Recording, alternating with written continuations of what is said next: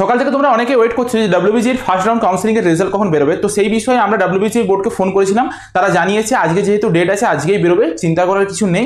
তবে আমাদের মধ্যে একটা সন্দেহ কাজ করছিল, যেই জন্য আমরা কলটা করেছিলাম, কারণ এরকম দেখা গেছে অনেকবার যে ফার্স্ট রাউন্ড রেজাল্ট বেরোনোর আগে অনেক কেস করে দেয়। ঠিক আছে, যেমন আগের বছর অনেক কাউন্সিলিং এর ক্ষেত্রে ঘটেছে যে কেউ কেস করে দিয়েছে ডাব্লিউবিজি বোর্ডের এগেনস্টে।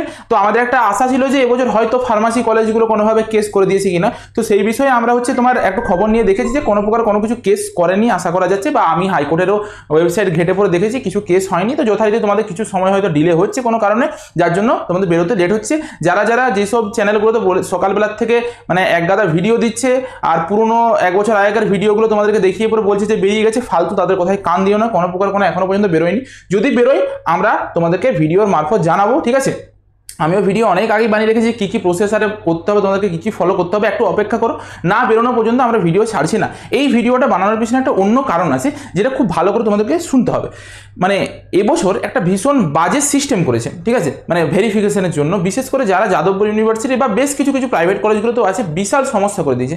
যেমন যাদবপুর ইউনিভার্সিটির ক্ষেত্রে স্পেসিফিক্যালি কিছু ডেট সিলেক্ট করে দিয়েছে বা ডেট দিয়ে দিয়েছে, সেই ডেটেই সেই ক্যাটাগরি স্টুডেন্ট একমাত্র যেতে পারবে। মানে আগে যেমন ছিল যে তুমি আজকের থেকে 29 তারিখ পর্যন্ত যবে ইচ্ছা যখন ইচ্ছা যাও, যার ইচ্ছা গেলেই তোমার ভেরিফিকেশন হয়ে যাবে, কিন্তু না, সেটা করেনি।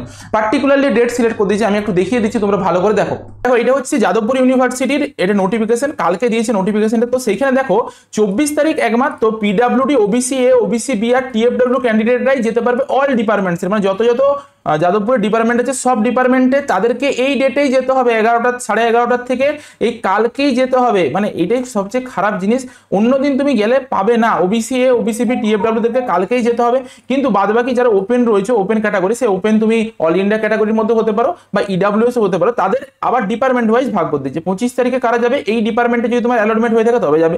26 তারিখ কারা যাবে ওই ওপেনের মধ্যেই এই ডিপার্টমেন্টে অ্যালট যাদের হবে তারা যাবে। আবার 29 তারিখ কারা যাবে, 29 তারিখ যাবে যে মানে এসসি বা এসটি যারা রয়েছে তাদের অল ডিপার্টমেন্টে সবাই যাবে। ঠিক আছে, তো এরকম করে ভাগ করেছে। শুধুমাত্র এই ক্ষেত্রে নয়, আরেকটা জিনিস আছে যে তোমাকে নিচের দিকে দেখবে প্রতিটা কলেজের জন্য আলাদা আলাদা ডকুমেন্টস নিয়ে যেতে বলা হয়েছে। ঠিক আছে, এই যে এত ডকুমেন্টস নিয়ে যেতে বলা হয়েছে, তো সেগুলো আমি বিস্তারিত ভিডিওতে বলে দিয়েছি, যে ভিডিওটা তোমাদের আসবে রেজাল্ট বেরোনোর পরে। কিন্তু তবুও যেটা বলার বিষয়, যেমন ধরো কলকাতা ইউনিভার্সিটির এটা নোটিফিকেশন, এটা কলকাতা ইউনিভার্সিটির নোটিফিকেশনের ক্ষেত্রে তো তোমাদেরকে এখানে গিয়ে পর দেখতে হবে যে কি কি ডকুমেন্টস তোমাদেরকে চাইছে।